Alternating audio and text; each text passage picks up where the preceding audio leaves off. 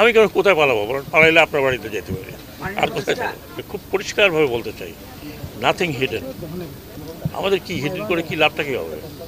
আপনারা তো খোঁজ খবর রাখেন নিশ্চয়ই, এই মন্ত্রণালয়েরও খোঁজ খবর রাখেন। আমাদের কী লাভ হবে? আমাদের দেশের ক্ষতি করে বা আমার বন্দরদের আর্নিং ক্ষতি করে এপিএম টার্মিনাল কেন, যে কোনো টার্মিনাল অন্য আরও বড় শক্তি আসলে আমরা দেবো না। ডিউ প্রসেস বলে একটা কথা আছে। এখন দেখেন, তাহলে তো আমি 2 দিনে দিয়ে দিতে পারতাম, তাই না? যেই দিনে এটা একটা আগে যিনি ছিলেন তাকে বাদ দেওয়া যখন হয়েছিল, এতদিন লাগে, এতদিন লাগছে। ডিউ টেন্ডার হচ্ছে, আপনারা সব জানতে পারবেন ইন ডিটেল। যেহেতু এখন পর্যন্ত আমরা সিদ্ধান্তে বা একেবারে শেষে পৌঁছতে পারিনি, সেই কারণে এখন এটা আপনার আমরা বলছি না। আর দ্বিতীয় কথা আমি আপনাদেরকে খুব পরিষ্কারভাবে বলতে চাই, নাথিং হিডেন।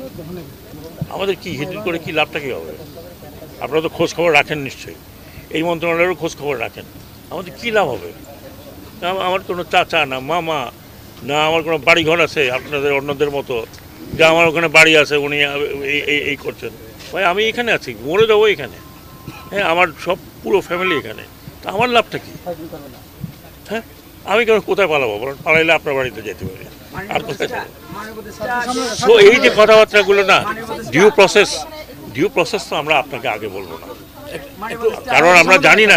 একটু সামনের দিকে এই যে ধরেন এপিএম টার্মিনাল নিয়ে এনারা গত 1 মাস থেকে লেগে আছে যে আমাদের লাভটা কতখানি হবে। কালকে সেই বৈঠক বন্ধ, তারা যে ডিমান্ড করছে সেটা আমরা মানতে পারছি না বলে তারা চলে গেছে। আমি কিন্তু বলেছি যে চলে গেলে চলে যাক। আমি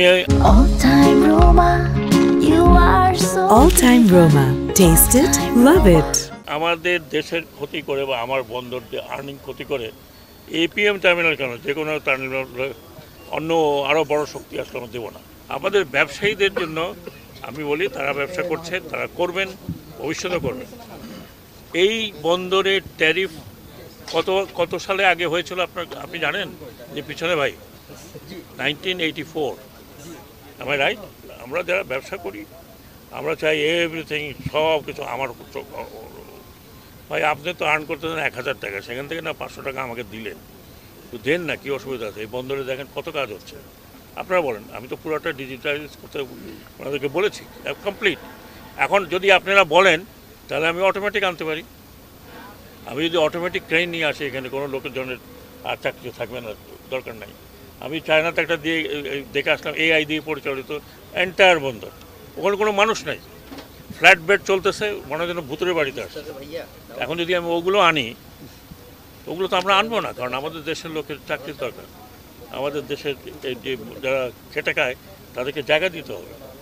আমি তো কমপ্লিটলি একবারে লোকজন ছাড়া বন্দর পরিচালিত হচ্ছে এখন ওয়ার্ল্ড ওয়াইড।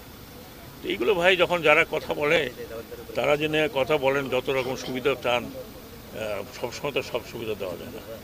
আমি এক্সট্রিমলি সরি ফর দ্যাট। কিন্তু এই ট্যারিফের ব্যাপারে কোর্ট নির্দেশ দিয়েছে, আমরা কোর্টের নির্দেশ মেনে 1 মাস বন্ধ রাখবো। কিন্তু কোর্টকে ডেফিনেটলি আমরা বোঝাবার চেষ্টা করবো যে আমরা এটা বাড়ালাম।